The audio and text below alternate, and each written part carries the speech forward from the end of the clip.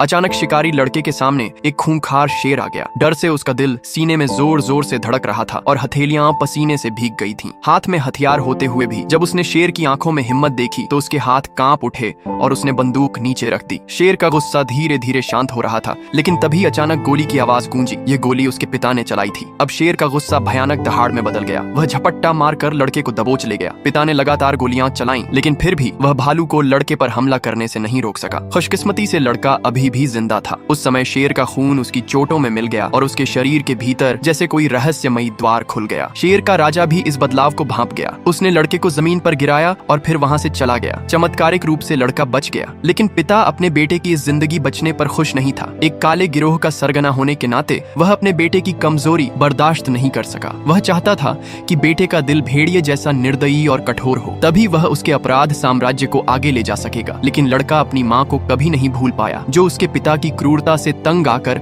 अपनी जान दे चुकी थी। जब उसने देखा कि शेर राजा का सिर दीवार पर शिकार की तरह टंगा है तो उसका खून खौल उठा। उसने पिता से भिड़कर उसी दिन तय कर लिया कि वह इस बेरहम दुनिया को हमेशा के लिए छोड़ देगा। फिर वह छत पर चढ़ा, लेकिन फिसल कर नीचे गिर पड़ा। उसे लगा अब मौत निश्चित है, लेकिन अजीब बात यह थी कि वह सुरक्षित बच गया। अब सोचने का समय नहीं था। वह अपनी माँ के मायके की ओर निकल पड़ा। वहाँ की विशाल घास भूमि की सुंदरता में डूबा ही था कि अचानक एक भयानक गर्जना सुनाई दी। पीछे मुड़कर देखा तो धूल उड़ाती जंगली गायों का झुंड बड़ी तेजी से उसकी ओर आ रहा था। इतने बड़े झुंड से बच पाना नामुमकिन था, लेकिन आश्चर्य यह कि झुंड उसके ऊपर नहीं टूटा, बल्कि दोनों ओर से उसे घेर कर निकल गया। झुंड का सरदार अपनी देह से उसे बचाता रहा और फिर शांति से चला गया। अब लड़के को एहसास हुआ कि उसमें न सिर्फ जानवरों से संवाद करने की क्षमता है, बल्कि उसका शरीर भी असामान्य रूप से शक्तिशाली हो चुका है। जरा सा बल लगाते ही उसके हाथ से छोड़ा गया तीर सैकड़ों मीटर दूर जा सकता था। दौड़ते समय वह चीते जैसी तेजी से भाग सकता था, लेकिन तभी अचानक दूर से गोलियों और गाड़ियों की आवाज आई। वह तुरंत सैकड़ों मीटर ऊंचे पेड़ पर चढ़ गया और सब देख लिया। उसने देखा कि 2 आदमी हमला कर रहे हैं। लड़का रोकने पहुंचा, लेकिन तब तक बहुत देर हो चुकी थी। नीचे जमीन पर आग भड़क उठी थी और तभी उसे उम्मीद के विपरीत चोर खुद उसके सामने आ खड़ा हुआ। उनकी यह बात उसके भीतर के जानवर को जगा गई। उसने जमीन से खंजर उठाया और उन पर टूट पड़ा। शिकारियों को पलटवार का मौका भी नहीं मिला।